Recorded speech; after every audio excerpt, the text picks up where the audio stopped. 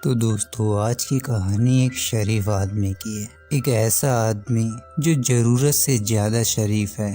उसकी ज़िंदगी अच्छी चल रही थी, पर एक दिन जाने अनजाने में उसने रशिया के सबसे बड़े माफिया से पंगा ले लिया। तब अपनी फैमिली को बचाने के लिए वो इतना ज़्यादा खतरनाक बन गया कि बड़े से बड़ा गैंगस्टर भी उससे दूर भागने लगा। मूवी का नाम है नोबडी। मूवी की शुरुआत में हम एक आदमी को देखते हैं जिसका नाम है हच मैंसल। वो इस वक्त पुलिस कस्टडी में है, पर उसका एटीट्यूड 7वें आसमान पर। वहाँ पुलिस वालों ने उससे पूछा कि वो कौन है। तब हच उन्हें अपनी स्टोरी सुनाने लगा। हच एक सीधा साधा और शरीफ इंसान है। वो अपने फादर इन लॉ की कंपनी में ऑडिटर का काम करता है। उसकी जिंदगी ठीक ठाक चल रही थी, पर एक रात 2 चोर उसके घर में घुस आए। उन दोनों चोरों ने उसके सारे पैसे और उसकी कीमती घड़ी ले ली। उन चोरों में से एक लड़का और एक लड़की थी। हच ने लड़की के हाथ पर एक टैटू बना हुआ देखा। वो चोर घर से बाहर जाने लगे कि तभी वहाँ हच का बेटा ब्लेक आ गया और उसने चोरों पर अटैक कर दिया। यहाँ हच के पास पूरा मौका था कि वो उन चोरों पर अटैक करे और उन्हें पकड़ ले, पर वो तो ठहरा एक सीधा साधा और शरीफ इंसान। उसे उन चोरों पर दया आ गई। उसे लगा कि ये चोर किसी मजबूरी के कारण ही चोरी करते हैं, इसलिए उसने उन चोरों को अपने घर से जाने दिया। अब ये देखकर उसका बेटा उससे नाराज हो गया। वो अपने डैड को कमजोर समझने लगा। अब कुछ देर बाद वहाँ पुलिस आई। हच को अफसोस हुआ कि उसने कुछ क्यों नहीं किया। उसकी वजह से उसकी फैमिली खतरे में भी पड़ सकती थी। उसके जख्मों पर नमक छिड़कने का काम किया इस पुलिस वालों की बातों ने। उसने हच से कहा कि अगर मेरी फैमिली होती तो मैं उन चोरों को इतनी आसानी से जाने नहीं देता। हच का उसकी वाइफ के साथ रिश्ता पहले से ही खराब था और इस घटना के बाद तो उसका बेटा भी उसकी इज्जत नहीं करने लगा। उसकी एक बेटी थी जो अभी भी उससे बहुत प्यार करती थी और उसकी रिस्पेक्ट भी करती थी। अगली सुबह उसका पड़ोसी भी उसे ताने मारने लगा। वो यही बात कहने लगा कि उसने कुछ क्यों नहीं किया। क्या उसे अपनी फैमिली की परवाह नहीं?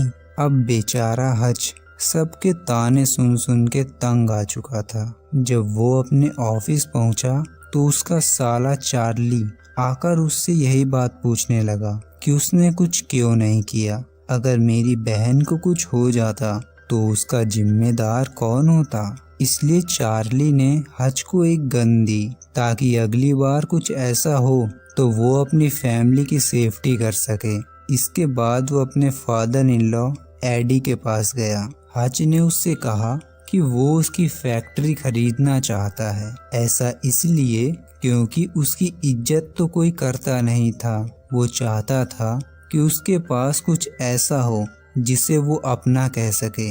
इसके बाद वो एक कमरे में चला गया। वो सीक्रेट रेडियो से अपने भाई हैरी से बात करने लगा। हच ने हैरी को बताया कि वो 2 लोग थे, एक लड़का और एक लड़की, जो काफी डरे हुए थे और उनके हाथ में जो गन थी वो खाली थी। हच को ये भी पता था कि वो गन पहले कभी यूज नहीं की गई थी और जब हच ने ये सब देखा तो उसने उन दोनों को जाने दिया। हच की ये सब बातें सुनकर ऐसा लगता है कि वो पहले से शरीफ आदमी नहीं था।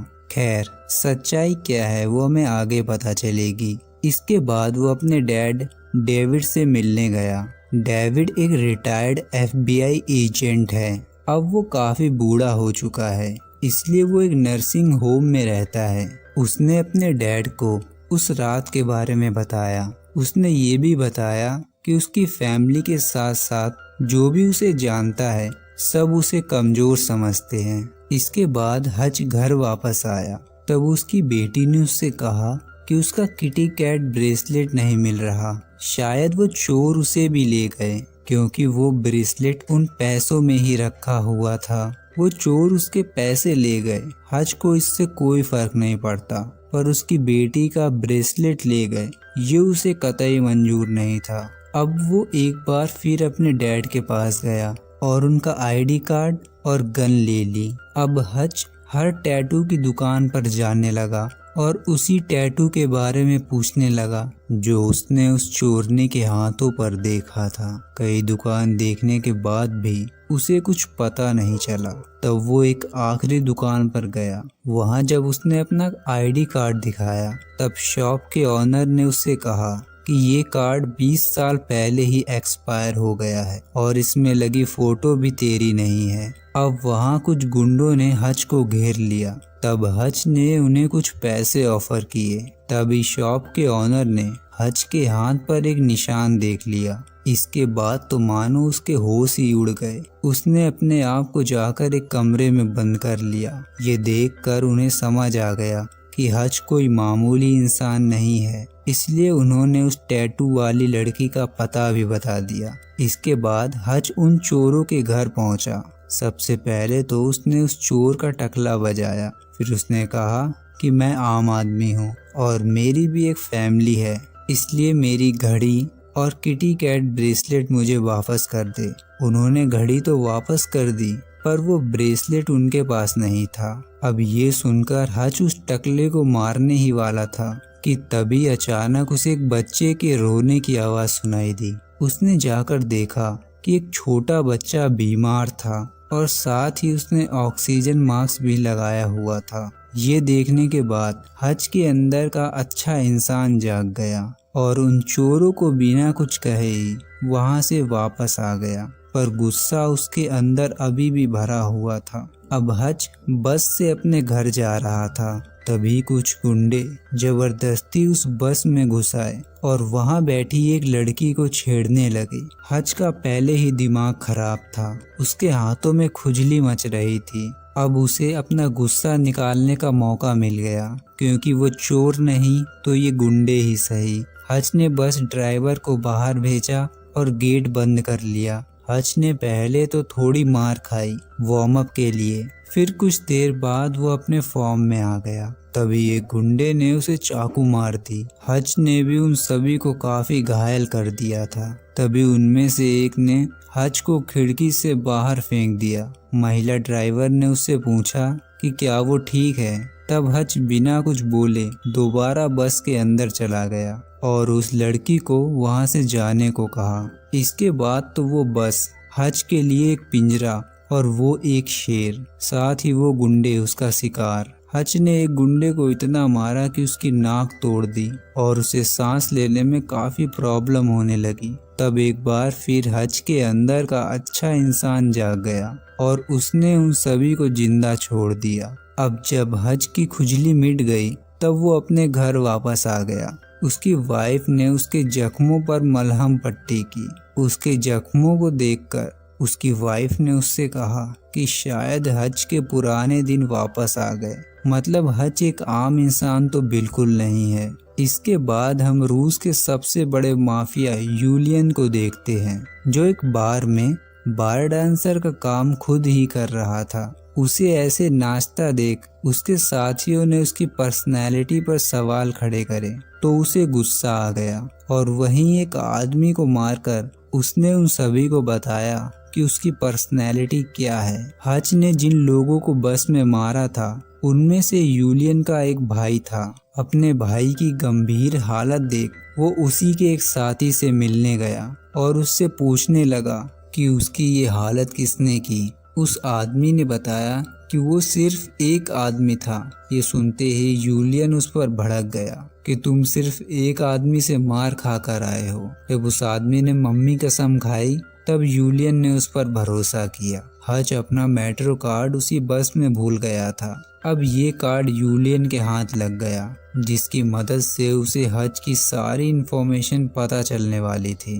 अगले दिन वो अपनी फैमिली के साथ ब्रेकफास्ट कर रहा था। तब उसे उसके भाई हैरी का फोन आया। हैरी ने उसे बताया उनमें से एक यूलियन का भाई था, इसलिए अब वो तुम्हें ढूंढ रहा है। तुम एक बहुत बड़ी मुसीबत में फंस चुके हो, इसलिए तुम्हें बार्बर से जाके मिलना चाहिए। हच को अब लगा कि बात बहुत गंभीर हो चुकी है, इसलिए वो बार्बर से मिलने चला गया। बार्बर ने उसे बताया यूलियन बहुत खतरनाक आदमी है। रशिया में सभी गैंगस्टर का एक ही ग्रुप है और उनके पास बहुत पैसा है। उन पैसों की देखरेख यूलियन ही करता है और अभी तक तो उसे तुम्हारे बारे में सब पता चल गया होगा। और होता भी कुछ ऐसा ही है। यूलियन को हज की पूरी डिटेल मिल चुकी थी। वो डिटेल जिस लड़की ने निकाली थी उसे कुछ ऐसा पता चल गया जिससे कि उसने तुरंत ही वो जॉब छोड़ दी और यूलियन के साथ काम करने से मना कर दिया। हज के बारे में ये बात क्या थी हमें आगे पता चलेगी। रात को हज अपनी फैमिली के साथ डिनर कर रहा था। तब उसने अपनी फैमिली से कहा कि इस बार वो छुट्टियां मनाने के लिए इटली जाएंगे। तभी उसने खिड़की से देखा कि कुछ लोग उसके घर की तरफ आ रहे थे। तब वो समझ गया कि ये यूलियन के आदमी हैं। हज ने बिना समय गवाए तुरंत अपनी फैमिली को बेसमेंट में बंद कर दिया ताकि वो सेफ रहे। हज ने घर में अंधेरा कर दिया और उनके अंदर आने का इंतजार करने लगा। वो जैसे ही अंदर आए हज उन्हें एक एक करके मारने लगा। तभी अचानक एक आदमी ने हज को इलेक्ट्रिक शॉक देकर बेहोश कर दिया और वो लोग उसे अपने साथ ले जाने लगे। रास्ते में जाते वक्त हज को होश आ गया। उसने कार में रखे अग्निशामक को निकाला और उन गुंडों पर चला दिया जिससे कार का बैलेंस बिगड़ा और वो खम्भे से जा टकराई। हज कार से बाहर निकला और सीधा भागते हुए अपने घर गया। थोड़ी देर पहले हज का घर जंग का मैदान बन गया था, इसलिए उसने अपने घर की साफ सफाई की और नहाने के बाद उसने अपनी फैमिली को बेसमेंट से बाहर निकाला। उसने अपनी वाइफ से कहा कि वो बच्चों को लेकर एक सेफ जगह पर चली जाए। इसके बाद उसने एक बैग निकाला और उसमें सोने के बिस्किट भरे और पहुंच गया अपने बेसमेंट में उन गुंडों से बात करने के लिए। वहां हज उन गुंडों को अपने बारे में बताने लगा। उसकी बातें सुनकर हमें पता चला कि वो एक किलर था जो गवर्नमेंट के लिए काम करता था। उसने न जाने कितने ही बड़े बड़े अपराधियों को मौत के घाट उतारा था। उसने बताया कि एक बार जब वो एक अपराधी को सजा दे रहा था तब वो अपराधी उससे जान की भीख मांगने लगा। उसे अपनी गलती का एहसास था। उसने कहा आगे से वो ऐसा नहीं करेगा। तब हज को उस पर दया आ गई और हज ने उसे जाने दिया। कुछ सालों बाद हज कंफर्म करने के लिए उसके घर गया। तब उसने देखा कि वो आदमी अपनी फैमिली के साथ एक आम नागरिक की तरह जिंदगी जी रहा था और वो काफी खुश भी था। ये देखकर हज को भी लगा कि उसे भी एक आम आदमी की तरह रहना चाहिए और तभी से वो एक शरीफ इंसान बन गया। अब ये कहानी खत्म होने से पहले ही वो सभी गुंडे मर चुके थे। हज को वही सोफे के नीचे अपनी बेटी का किटी कैट ब्रेसलेट मिल गया। उसने सोचा कि ये ब्रेसलेट पहले ही मिल जाता तो आज वो इतनी बड़ी मुसीबत में नहीं फंसता। इसके बाद उन लोगों को मुक्ति देने के लिए उसने अपने ही घर में आग लगा दी और अपने पड़ोसी की कार लेकर वहां से चला गया। इधर दो लोग हज के फादर को मारने के लिए आए, पर उन दोनों को पता नहीं था कि जिसे वो मारने जा रहे हैं वो एक रिटायर्ड FBI एजेंट है। वो दोनों जैसे ही डेविड के पास पहुंचे, डेविड ने उनका गेम बजा दिया। इधर हज अपने फादर इन लॉ की फैक्ट्री में पहुंचा और उन्हें सोने के बिस्किट देकर वो पूरी फैक्ट्री खरीद ली। इधर जब यूलियन को पता चला कि हज उसके आदमियों को मारकर भाग गया है, तब वो दूर दूर से अपने सभी आदमियों को बुलाने लगा। हज भी उस फैक्ट्री को जंग का मैदान बनाने के लिए वहाँ छोटे छोटे ट्रैप्स लगाने लगा और यूलियन से मुकाबला करने के लिए तैयारी करने लगा। इसके बाद वो यूलियन के उस अड्डे पर गया जहाँ उसने सारा पैसा संभाल कर रखा था। हज ने वहाँ मौजूद सभी लोगों को अपने अंदाज में मार दिया और वहाँ रखे पूरे पैसों में आग लगा दी। इसके बाद वो यूलियन के पास मिलने गया जहाँ यूलियन बार डांसर का काम करता था। वहाँ हज को देखकर यूलियन को काफी ज्यादा हैरानी हुई। तभी वहाँ यूलियन के आदमियों ने उस पर गन पॉइंट कर दी, लेकिन हज अपने साथ एक बॉम्ब लेकर आया था। हज ने कहा कि वो यहाँ सिर्फ बात करने आया है। बॉम्ब को देखते ही यूलियन ने अपने सभी आदमियों को बाहर भेज दिया और बैठकर शांति से बात करने लगा। हज ने उससे कहा कि तू मेरी फैमिली तक पहुंच गया था और इसलिए हिसाब बराबर करने के लिए मैंने तेरे सारे पैसों को आग लगा दी। अच्छी बात तो ये थी कि ये बात सुनकर यूलियन को हार्ट अटैक नहीं आया। इसके बाद हच ने यूलियन को समझाया कि तू बचे हुए पैसों से, जो तेरे ही पैसे हैं, उससे एक अच्छी जिंदगी जी, एक शरीफ आदमी की तरह, एक आम आदमी की तरह। और ये कहकर हच वहाँ से चला गया। हच को पता था कि यूलियन अपने आदमियों के साथ उसका पीछा जरूर करेगा, इसलिए वो पहले से ही तैयार था। और हुआ भी कुछ ऐसा ही। यूलियन अपने सभी आदमियों के साथ उसका पीछा करने लगा। हच उन्हें अपने साथ अपनी फैक्ट्री में लेकर गया, जो कि हच का एक प्लान था। वहाँ उसका भाई हैरी पहले से ही मौजूद था। वो अपनी स्नाइपर से उन पर फायर करने लगा। तभी हमने देखा कि हच का फादर भी वहीं पर मौजूद है। हच का फादर उसकी इस लड़ाई में उसका साथ देने आया था। वो इसलिए क्योंकि रिटायरमेंट के बाद उसकी जिंदगी से एडवेंचर लगभग खत्म ही हो गया था।